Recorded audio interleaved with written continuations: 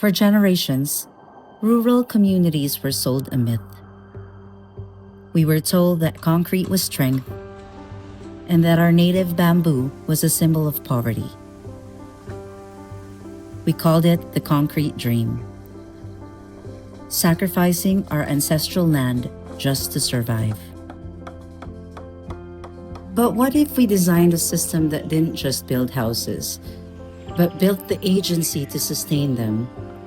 In 2021, we launched the Hayag Sovereignty Loop. Before our people pick up a saw, they pick up a pen. Mastering financial literacy, we turn empty backyards into thriving nurseries.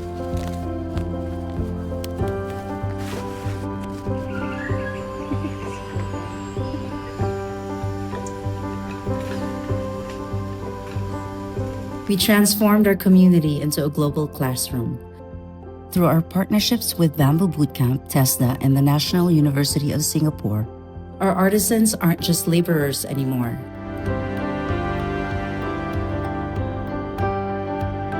This is Jomel. 5 years ago, a subsistence worker. Today, he's a certified master teacher, instructing the world in the science of regenerative architecture. Ako dahil si Jomel Rama, akong trabaho diri sa Hayag Farm School ay sa Panday. Kini paghimo sa mga dagkong building nga kawayan, mo ni pinaka-importante sa ako nga akong nahibawan.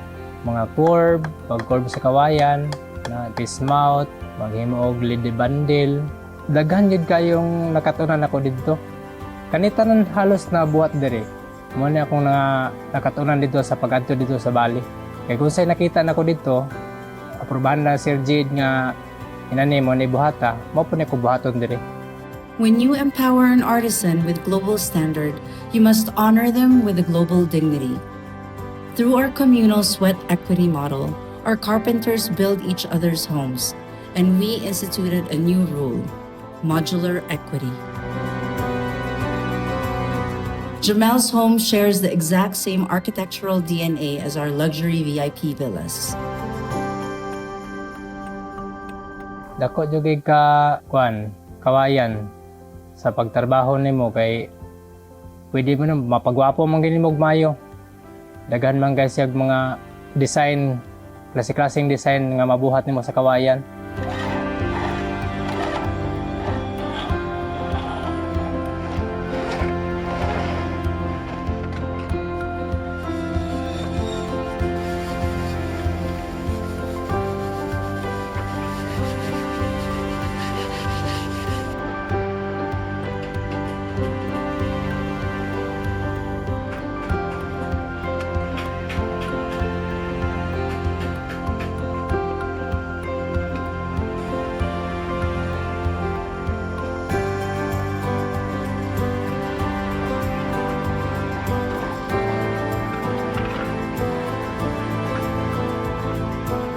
$2,000 seedlings planted, 37 sovereign artisans.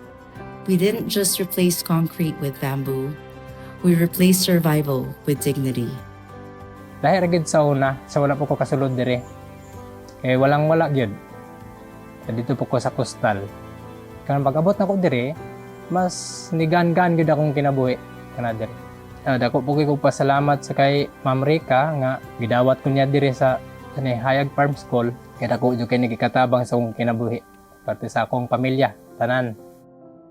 This is Hayag Farm School.